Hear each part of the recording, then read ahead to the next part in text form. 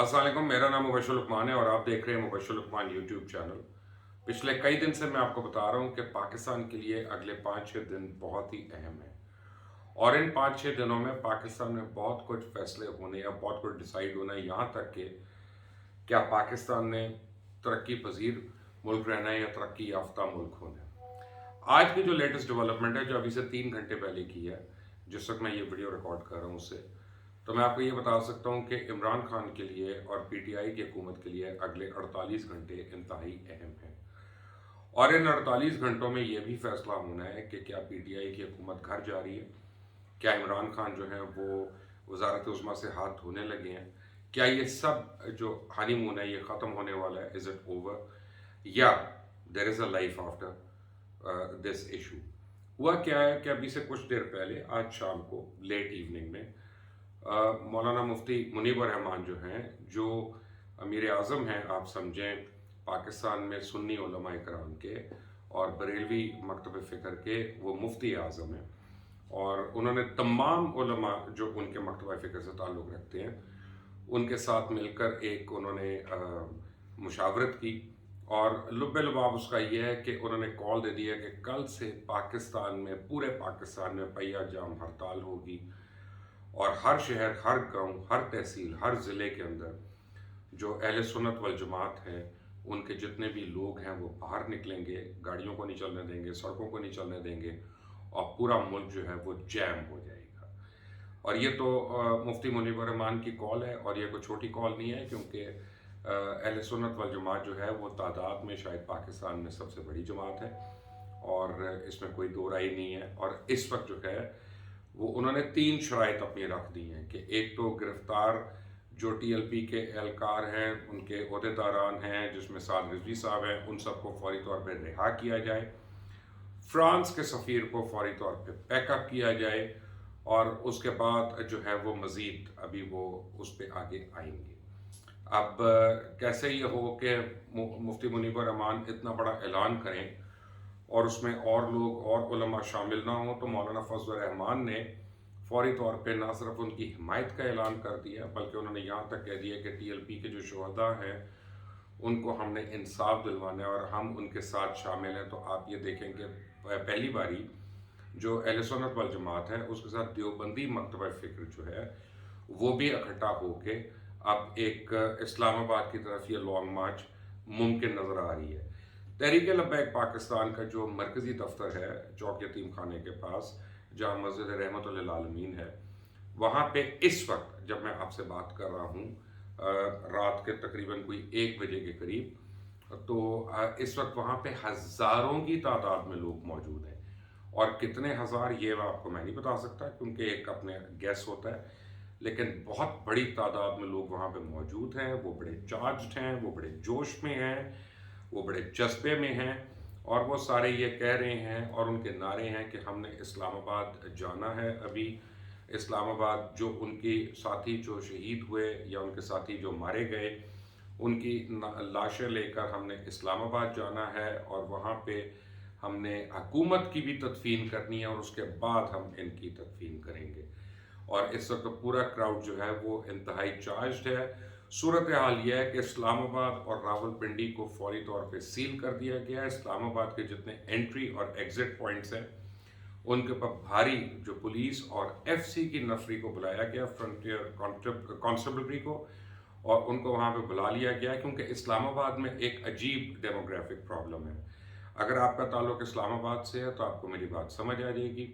इस्लामाबाद में तकरीबन कोई 40 से 50 हज़ार के करीब वहाँ पे तलबा हैं जो मदारिस से जिनका ताल्लुक है, जो मदरसे के तलबा हैं और वो मोस्टली जो हैं देवबंदी मकतब फ़िक्र के हैं। तो अब जब मौलाना फजल रहमान ने भी कॉल दे दी या उस कॉल में शरीक हो गए, तो इस्लामाबाद के वो तमाम जो स्टूडेंट्स जो अंदर हैं वो भी एक इशू उनके लिए बनता है, हुकूमत के लिए बनता है। और इस्लामाबाद के अंदर जो पूरी पुलिस फोर्स है वो तकरीबन 7,000 है, तो वो ऑब्वियसली नाकाफ़ी है उनका लॉ एंड ऑर्डर मेंटेन करने के लिए। तो उनको वहाँ पे एफसी और रेंजर्स दोनों को बुलाना पड़ गया। इस वक्त as I speak to you Islamabad और पिंडी जो है वो टोटली चोक्ड है, सील्ड है। उसके दाखिली रास्ते, उसके आने वाले रास्ते जो हैं اور اس ساری سچویشن میں آپ یہ دیکھیں کہ عظیم فنکار عثمان بزدار کا کچھ ذکر ہی نہیں ہو رہا. یہ وہ آدمی ہے جس کے شہر میں ہو رہا ہے، جس کے کیپٹل میں ہو رہا ہے، اور وہ آج میڈیا کو اپنی کارکردگی بتاتا رہا، اور اس نے اس حوالے سے ایک ٹویٹ بھی کی کہ جناب حالات بالکل ٹھیک ہیں، سب اچھا ہیں. اور جو ہے فردوس عاشق عوام صاحبہ نے جیسے ہی بتایا کہ ہم نے آپریشن کیا، اس کے بعد وہ ہسپتال بھی چلی گئیں، پتہ نہیں ان کی طبیعت خراب ہو گئی. لیکن عثمان بزدار جو ہے ابھی تک نہیں بتا رہے.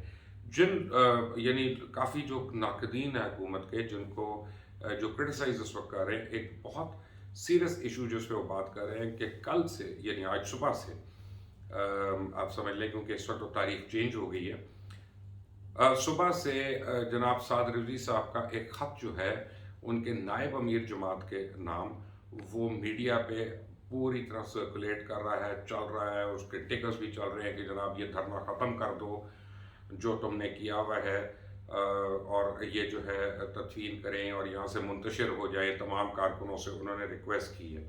اس خط کے اوپر جو تاریخ ہے وہ 17 تاریخ ہے. اب 17 تاریخ کا یہ خط ان کو کیسے پتا تھا کہ 18 کی صبح کو وہاں پہ آپریشن ہونا ہے؟ ان کو کیسے پتا تھا اس آپریشن میں یہ سب کچھ ہونا ہے؟ ان کو کیسے پتا تھا کہ وہاں پہ یعنی لوگ زخمی ہو جانے ہیں اور لوگ اس کے بعد اکٹھا ہو جائیں گے؟ اور وہ پھر 17 کو خط لکھ رہے ہیں پری ایمپٹ کرتے ہوئے کہ 18 کی شام کو جو بڑی کنوینئنٹلی میڈیا میں آ جائے گا. تو لوگوں کو اور ان کے کارکنان کو جو شدت سے اختلاف ہے اور جو ان کو دکھ ہے اس بات کا، وہ برملا یہ کہہ رہے ہیں کہ ہمارے خلاف جتنی بھی کوریج ہے، جو پولیس کی سائڈ کی کوریج ہے، جو حکومت کی سائڈ کی کوریج ہے، وہ تو میڈیا پہ ہو رہی ہے، لیکن ہمارے جو لوگ زخمی ہو رہے ہیں، ہمارے جو لوگ جن کی یعنی جانیں چلی گئیں، ان کے متعلق میڈیا جو ہے وہ بالکل بھی خاموش ہے اور کوئی بھی چیز نہیں دکھا رہا. مین وائل ابھی سے تھوڑی دیر پہلے جناب سعد رضوی صاحب کی والدہ نے کال دی خواتین کو، تو مجھے پتا چلا کہ اس وقت مسجد رحمت اللہ عالمین کے باہر خواتین کی ایک بہت بڑی تعداد جو ہے وہ بھی جمع ہونا شروع ہو گئی ہے. یہ ایک بہت ہی سیریس چیز ہے. پاکستان میں اگر آپ نوجوان ہیں تو آپ کو یاد نہیں ہوگا، لیکن یہ ہے کہ جو لوگ میری عمر کے ہیں ان کو یاد ہوگا کہ اس سے پہلے ایک دینی اتحاد بنا تھا، PNA، اور پاکستان نیشنل الائنس جو تھا، اور اس نے ذوالفقار علی بھٹو کی حکومت جو تھی اس کو اٹھا کر پھینک دیا تھا اور وہ اس کو گھٹنے ٹیکنے پڑ گئے تھے. اب متحدہ مجلس عمل جو ہے وہ بھی اس میں شامل ہو رہی ہے، اور ظاہری بات ہے جب یہ لوگ آتے ہیں تو یہ پھر ایک دن کے لیے تو نہیں آئیں گے. یہ تو نہیں کریں گے کہ کل صبح کو آئیں اور اس کے بعد افطاری کے ٹائم پہ واپس چلے جائیں اور اللہ اللہ خیر صلی اللہ. یا ایجنڈا جو ہے وہ بڑا سمپل ہے.